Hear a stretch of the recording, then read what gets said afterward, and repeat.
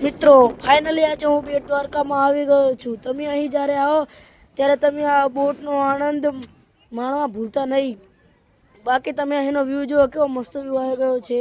હું મારા પરિવાર સાથે આવ્યો છું, પણ મારો પરિવાર તો ફોટા પડાવવામાં જ વ્યસ્ત છે। કાલે હું દ્વારકા મંદિરમાં ગયો હતો, પણ ત્યાં ફોટો અલાઉડ ન હોવાથી ત્યાં હું ફોટો ન પાડી શક્યો। દર્શન કરીને પાછા હતા રહ્યા, પણ મેં દરિયો ખૂબ જ સારો જોયો। અહીં આવીને ખૂબ જ સારા ફોટા પાડ્યા અને ફોટા પાડવાની ખૂબ જ મજા આવી। તમે અહીં આવો તો બોટની સવારી કરવા ભૂલતા નહીં। પછી અમે દર્શન કરીને બજારમાં આવી ગયા।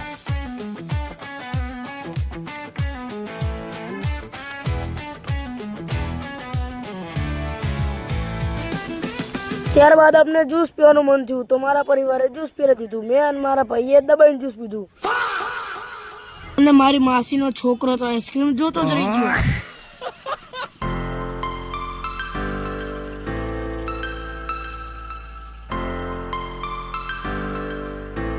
ત્યારબાદ અમને ફાઇનલ રિક્ષા મળી જ ગઈ।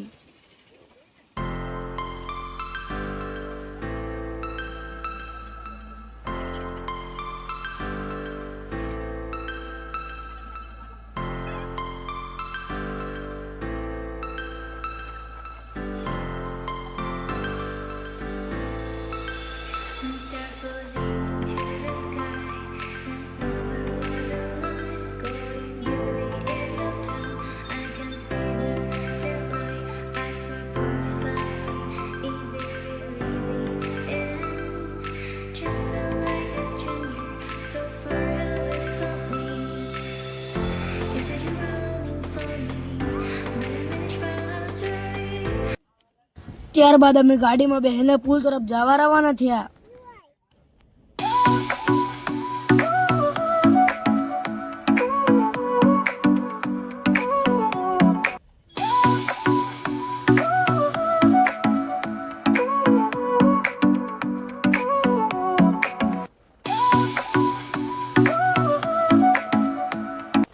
મિત્રો ફાઇનલી અમે હવે પુલ ઉપર આવી જ ગયા છીએ, પણ હવે ગાડી રોકે કેટલી વાર જોઈ રહ્યા છીએ।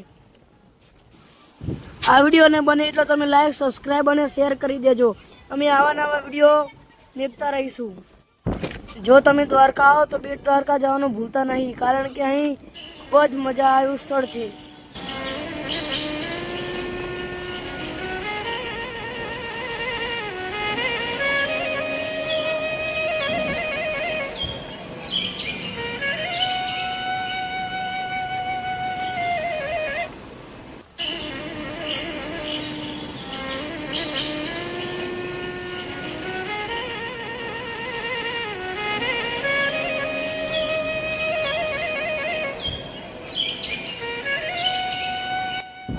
બાકી તમારો પરિવાર તો વિડીયો ઉતારવામાં અને ફોટા પાડવામાં જ વ્યસ્ત છે।